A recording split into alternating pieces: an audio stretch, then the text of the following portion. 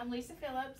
I'm doing a presentation on preventing CAUTIs for Columbus State University for Nursing 4698.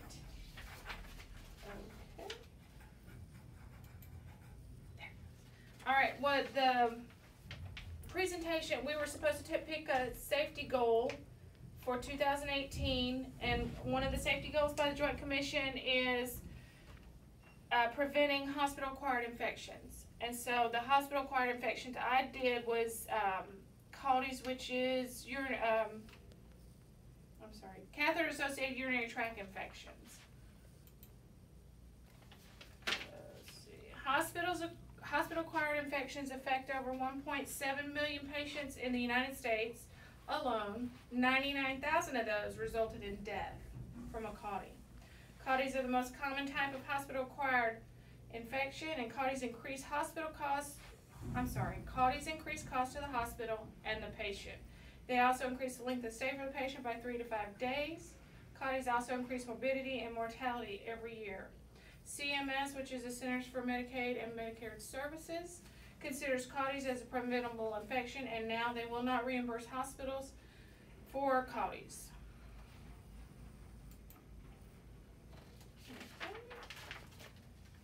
The major causes of CAUTIs is the prolonged use of catheters. Some nurses use catheterizations as a means of convenience because they don't have the time to keep up with the maintenance and care needed to prevent CAUTIs. Doctors are sometimes unaware of how long the catheter has been in the patient, and 70% of CAUTIs can be prevented if we use the measures set forth through evidence-based studies that have been done on ways to prevent CAUTIs.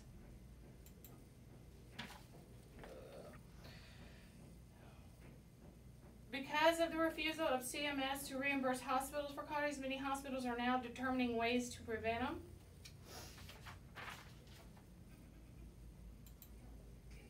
Okay, the Institute for Healthcare Improvement, which is IHI, and the CDC determined there are 4 essential components in preventing CAUTIs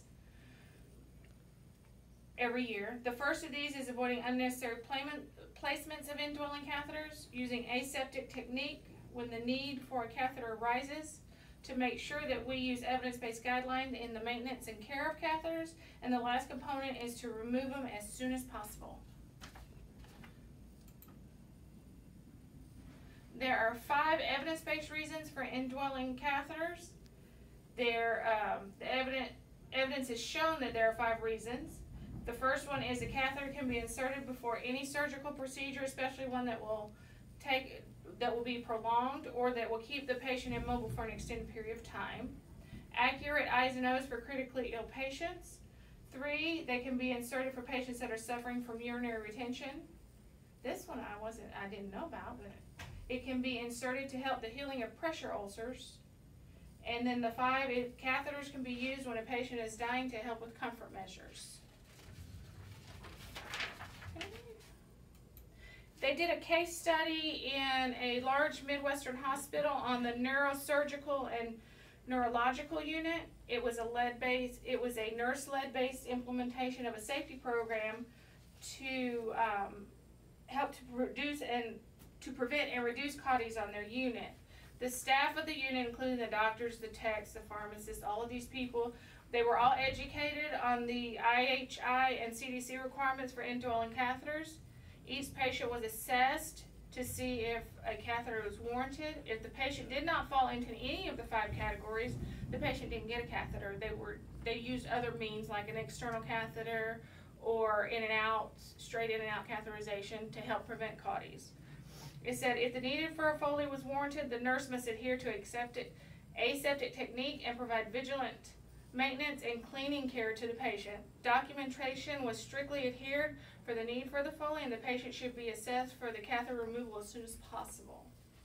And then the results of this study were, through the implementation of the safety program, the total catheter days went from 2755 to 2368. This resulted in a 14% decrease in catheter days.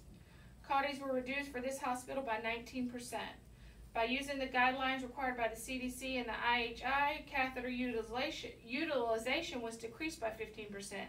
The nurses were able to find other interventions such as the use of external catheters and straight in and out caths instead of indwelling catheters, which reduced the CAUTIs. And then these are just the articles that we had to put on here, like this one just told facts about hospital-acquired infections and the increased cost. This described all kinds of different studies, the evidence base that we use now for CAUTI and how to prevent them, and the case study I just did. Same thing with that one.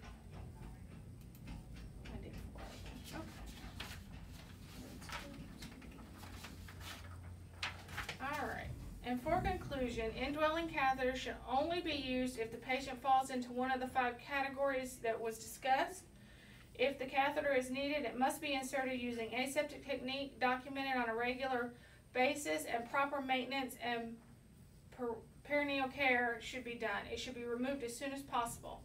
If these evidence-based measures are done, CAUTIs can be greatly reduced or eliminated altogether. Yay! Thank you. And that's my references. All right, go Miss Phillips. She's still recording too. Thank you, guys.